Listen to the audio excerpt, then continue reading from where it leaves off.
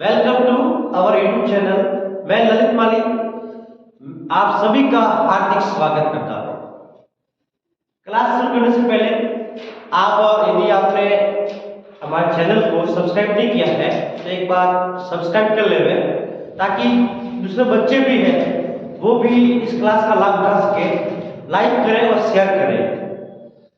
Class शुरू करने से पहले मैं आपको एक मोटिवेशनल थॉट की तरफ लेके जा रहा हूं और उसको बताकर आपको क्लास शुरू करते हैं कि तू वो पत्थर है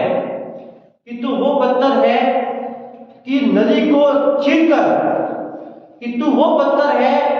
नदी को चीरकर समुद्र दरिया बना सकता है। इसलिए अपने आप की हिम्मत हारनी नहीं है, अपने आप को कमजोर समझना नहीं है। तू में इतनी ताकत होती है कि यदि ठान लेवे तो जीत है, चलिए एक बार फिर से पॉलिटिकल साइंस की क्लास स्टार्ट की हमने, जिसमें मैंने आपको प्रीवियस क्लास में पढ़ाया था कि किस प्रकार सोवियत संघ के विघटन के कारण रहे, परिणाम रहे और संघर्ष की कहानी रही। आज पढ़ते हैं शॉक थेरेपी अपना टॉपिक है और ये वेरी इंपॉर्टेंट है। मैं बता रहा मैं आपको क्लास में लेके आऊंगा जो इंपॉर्टेंट होगा और आपके एग्जाम की दृष्टि से मोस्ट इंपॉर्टेंट होगा, वही टॉपिक आपको क्लास में लेके आऊंगा। और उसके आपको क्या करना है, उसके शॉर्ट नोट्स बनाइए आप, ताकि आपको एग्जाम में बहुत फायदा हो सके और अच्छे मार्क्स आपके आ सके। तो देखिए शॉक थेरेपी क्या है, ये एग्जाम में कई बार पूछा गया है और एग्जाम में आ भी सकता है, वेरी इंपॉर्टेंट। तो देखिए शॉक थेरेपी क्या है, पहले पढ़ना है शॉक थेरेपी का अर्थ क्या होता है। समझिए शॉक थेरेपी का अर्थ क्या है। शॉक थेरेपी का अर्थ है धीरे धीरे परिवर्तन न करके आमूल चूल परिवर्तन करना। धीरे धीरे परिवर्तन न करके आमूल चूल परिवर्तन करना, यानी कोई भी काम धीरे धीरे न करना, एकदम करना, आमूल चूल परिवर्तन करना, किसी को पता नहीं चलेगा क्या परिवर्तन हो गया है। वही काम हुआ था यहाँ पर सोवियत संघ के द्वारा। सोवियत संघ ने एकदम परिवर्तन कर दिया, आमूल चूल परिवर्तन कर दिया। यदि आप धीरे धीरे परिवर्तन करते हो ना तो कहीं ना कहीं आपको फायदा हो सकता है और गलतियों से बचते हैं जो गलतियां होने वाली है। लेकिन सोवियत संघ ने एकदम परिवर्तन कर दिया, एकदम अपने व्यवस्था में परिवर्तन लाया, जिससे कहीं न कहीं सोवियत संघ का विघटन भी हो गया। तो देखिए क्या परिवर्तन किया, देखिए पढ़ते हैं आगे। इसका शाब्दिक अर्थ क्या होता है, शॉक थेरेपी का शाब्दिक अर्थ क्या होता है। देखिए आघात पहुंचाकर उपचार करना, यानी एक कहावत है कि पहले तो आपको नुकसान हो जाया फिर उपचार कर रहा है। इसका मतलब पहले तो नुकसान हुआ भी नहीं हुआ। तो शॉक थेरेपी वही मॉडल था।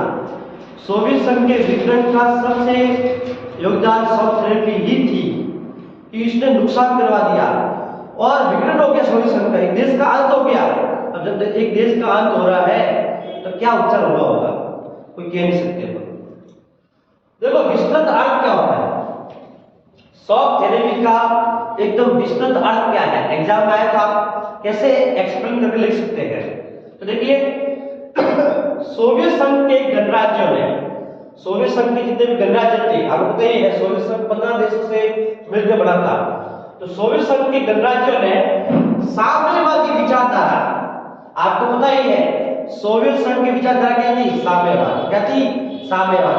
और साम्यवाद क्या होता है, साम्यवाद का मतलब होता है जो समुदाय के लिए काम करता है, जो सभी के हितों को ध्यान में रखकर काम करता है, केवल एक व्यक्ति को या नीति स्वामित्व को देखकर काम करता नहीं है, समुदाय को देखकर काम करता है और समुदाय के हित में काम करता है। तो सोवियत संघ के गणराज्यों ने साम्यवादी विचारधारा से पूंजीवादी विचारधारा के मॉडल को अपनाया, यानी साम्यवाद से पूंजीवाद मॉडल अपनाया और साम्यवाद से पूंजीवाद मॉडल अपनाया तो वो आमूल चूल हो गया, एकदम मॉडल अपनाया, धीरे धीरे नहीं अपनाया। आप डिजिटल की आप अपने देश में पूंजीवाद लाइए, लेकिन धीरे धीरे लाइए। आप एकदम पूंजीवाद लाओगे तो कहीं ना कहीं देश को नुकसान भी हो सकता है। मान लो भारत है, भारत में कई बड़ी पूंजीवाद भी है और साम्यवाद भी है। सरकार चाहती है जब आपके साथ में आपके लिए अच्छे काम भी कर रही है, जैसे कि उज्ज्वला योजना है, ऐसी योजना सरकार ने निकाली है जिससे एक प्रकार से गरीब या किसी भी व्यक्ति को फायदा हो सकता है। तो ये क्या साम्यवाद है और पूंजीवाद भी है देश में। तो जो पैसा वाला वर्ग होता है, जिसको जरूरत पड़ती है, जिस मान लो कोई व्यक्ति है जिसको हाई फाई रहन सहन में रहना है, उसको हाई फाई कहीं भी एक प्लेन में बैठना है या कहीं बैठना है, तो जिसके अनुसार जो व्यक्ति अपनी हैसियत के अनुसार जो काम करता है वो भारत में है। तो भारत में पूंजीवाद भी है और साम्यवाद भी है, जिसको जो जरूरत है वो रहेगी। तो ये चीज होती है। तो आप एकदम देश में साम्यवाद से पूंजीवाद लाते हो, पूरा पूंजीवाद कर लेते हो देश में, तो कहीं ना कहीं जो देश के नागरिक होते हैं, जो गरीब तबका होता है, जो आर्थिक कमजोर होता है, वो क्या करेगा? तो ऐसे देश का अंत होता है। तो देश में यदि आपको चलाना है तो एकदम आपको पूंजीवाद मिलाना है, धीरे धीरे। सोवियत संघ ने क्या किया? वही गलती की, एकदम पूंजीवाद लाया। तो वही है, सोवियत संघ के गणराज्यों ने साम्यवादी विचारधारा से पूंजीवादी विचारधारा के मॉडल को अपनाया, जिसे शॉक थेरेपी कहा जाता है। और वो भी मॉडल अपनाया, एकदम आमूल परिवर्तन हुआ उसमें, वही शॉक थेरेपी कहलाता है।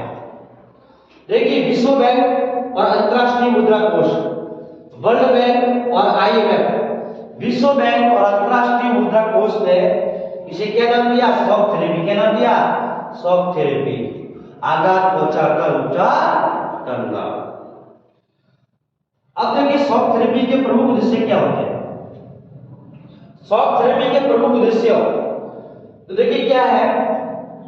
सर्वोपरि मान्यता मिल्कियत का सबसे प्रभावी रूप निजी स्वामित्व, यानी जो भी संपत्ति का मालिक है या संपत्ति का जो भी होगा वो एक निजी स्वामित्व के रूप में होगा, यानी निजीकरण होगा, पूंजीवाद। राज्य की संपदा, उद्योगों आदि का निजीकरण करना, जितने भी राज्य के अंदर उद्योग थे उन सभी को निजीकरण कर दिया, पूंजीवाद बढ़ा दिया। और सामूहिक फार्म है उसको निजी फार्म में बदल दिया, यानी जितने भी सामूहिकरण था, जितने भी साम्यवाद था, वो सब निजीकरण कर दिया, पूंजीवाद बढ़ा दिया उसको। और पूंजीवाद की पद्धति से खेती की जाने लगी, यानी खेती भी है वो भी पूंजीवाद की पद्धति से की जाने लगी, यानी पूरा का पूरा पूंजीवाद बढ़ा दिया, निजी स्वामित्व बढ़ा दिया। और जब पूरा का पूरा आप निजी स्वामित्व बढ़ाते हो तो कहीं ना कहीं ये नुकसान होता है। आप साम्यवाद बढ़ाइए, कुछ पूंजीवाद बढ़ाइए, यानी भारत में देखा है तो मिश्रित है। क्या है? मिश्रित अर्थव्यवस्था है, पूंजीवाद भी है और साम्यवाद भी है, तभी देश आगे बढ़ता है। आप एकदम पूंजीवाद कर लेते हो तो कहीं ना कहीं नुकसान भी होता है। मान लो एक ट्रेन है देश में, और एक ट्रेन है जिसमें कम किराए में यात्रा होती है, और एक ट्रेन ऐसी है जिसमें बहुत ज्यादा पैसों में यात्रा होती है, यानी किलोमीटर वही है लेकिन कहीं ना कहीं एक ट्रेन का फर्क होता है। तो जिस व्यक्ति की जो हैसियत होती है उस ट्रेन में सफर करता है। तो जब पूंजीवाद भी है और साम्यवाद भी है। और आप बोलोगे नहीं, एक ऐसी ट्रेन है जो इतने पैसे लगेंगे, जिसमें बड़े जो पैसा वाला होता है वही सफर कर सकता है, तो भाई जो आर्थिक से कमजोर है, जो बेचारा गरीब है, वो क्या सफर करेगा? तो सोवियत संघ में पूरा का पूरा पूंजीवाद हो गया, निजी स्वामित्व हो गया, इससे अंत हुआ। ये सोवियत संघ का विघटन का ऐसे ही कारण बन जाते हैं। तो शॉक थेरेपी ये थी। यहां से प्रश्न आपके बन सकता है, शॉक थेरेपी का बड़ा प्रश्न आ सकता है, आगे अपन परिणाम भी पढ़ेंगे और छोटे प्रश्न भी बढ़ सकते हैं। तो शॉक थेरेपी का शाब्दिक अर्थ क्या होता है? शॉक थेरेपी किसे कहते हैं? शॉक थेरेपी का अर्थ क्या होता है? शॉक थेरेपी का नाम किसने दिया? अंतरराष्ट्रीय मुद्रा कोष और विश्व बैंक ने। ऐसे प्रश्न आते हैं। शॉक थेरेपी के प्रमुख उद्देश्य क्या होते हैं? ऐसे प्रश्न यहाँ से बन सकते हैं और एग्जाम में पूछ सकते हैं। वेरी इंपॉर्टेंट टॉपिक है, आप ध्यान रखें हैं। इसके आगे अपन शॉक थेरेपी के परिणाम पढ़ेंगे। अब देखिए शॉक थेरेपी के क्या परिणाम रहे। शॉक थेरेपी को समझ लिया कि किस प्रकार साम्यवाद से पूंजीवाद किस प्रकार निजीकरण किया गया। तो अब बढ़ते हैं शॉक थेरेपी के परिणाम। क्या परिणाम हुए कि भाई वास्तव में शॉक थेरेपी है उससे सोवियत संघ को कितना नुकसान हुआ। तो देखिए पहले आप ध्यान रखिए 1990 में शॉक थेरेपी को अपनाया गया। प्रश्न आ सकता है ऑब्जेक्टिव में कि शॉक थेरेपी मॉडल को कब अपनाया गया, तो 1990 में, ये ध्यान रखना। अब देखिए शॉक थेरेपी के क्या परिणाम रहे, प्रमुख परिणाम, ठीक है, ये ध्यान रखना है। तो पहला परिणाम आपके सामने दिया हुआ है, अर्थव्यवस्था का तहस नहस होना।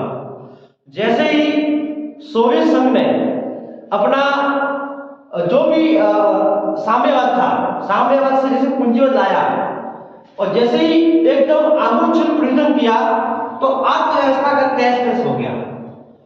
आप किसी भी क्षेत्र में एकदम परिवर्तन करते हो तो कहीं ना कहीं आपको कोई नुकसान होता है। आपकी इकोनॉमी में या अर्थव्यवस्था है वो भी उसमें नुकसान हो जाता है। तो आपको ध्यान रखना है कि भाई क्या परिणाम, पहला परिणाम निकला। तो पहला परिणाम है अर्थव्यवस्था का तहस नहस होना। यानी शॉक थेरेपी ने वहां की सोवियत संघ की जितनी भी अर्थव्यवस्था थी उसको तहस नहस कर दिया। तो एकदम परिवर्तन करने से ये नुकसान हो जाता है। तो धीरे धीरे परिवर्तन करते हैं तो कहीं ना कहीं अर्थव्यवस्था भी सही चलती रहती है। तो ये अर्थव्यवस्था का तहस नहस होना। दूसरा परिणाम क्या निकला? दूसरा परिणाम निकला रूसी मुद्रा रूबल में गिरावट। जो भी रूस की मुद्रा थी और रूस की मुद्रा रूबल है उसमें गिरावट आ गई। जैसे कि देखो देश है, उस देश का जो भी मुद्रा होता है उसमें गिरावट आ गई। इसका मतलब देश बहुत आर्थिक व्यवस्था के संकट में है, देश की इकोनॉमी बहुत संकट में है, अर्थव्यवस्था खराब हो रही है। तो वही वहां पर रूस की मुद्रा है रूबल, उसमें गिरावट आ गया। तीसरा कारण क्या हुआ, परिणाम क्या निकला? तीसरा परिणाम निकला खाद्यान्न सुरक्षा की समाप्ति। जितने भी खाद्यान्न सुरक्षा थे वो समाप्त हो गए। आपको मैंने पहले बताया था कि सोवियत संघ में विशाल खाद्यान्न के भंडार थे, वो सब समाप्त हो गए। जैसे पूंजीवाद हो गया, खाद्यान्न सुरक्षा कितने भी थे वो सब समाप्त हो गए। चौथा परिणाम क्या निकला? समाज कल्याण की समाजवादी व्यवस्था खत्म होना। समाज कल्याण की समाजवादी व्यवस्था का खत्म होना। आपको पता है जैसे साम्यवाद से पूंजीवाद आएगा, निजीकरण होगा, तो जितने भी समाज कल्याण की भावना है वो सब खत्म हो जाती है। आप किसी का कल्याण नहीं करेंगे, समुदाय का कल्याण नहीं होगा, और समुदाय का कल्याण नहीं होगा तो कहीं ना कहीं वहां पर नुकसान हो रहा है। तो समाज कल्याण की जितनी भी समाजवादी व्यवस्था है उस समाजवादी व्यवस्था को खत्म कर दिया गया, ये ध्यान रखना है। और आखिरी परिणाम क्या निकला? पांचवा परिणाम है लोकतांत्रिक संस्थाओं के निर्माण की प्राथमिकता नहीं। यानी कोई भी देश लोकतंत्र से ही चलता सही से, तो लोकतांत्रिक जो भी व्यवस्था थी उसको महत्व नहीं दिया गया।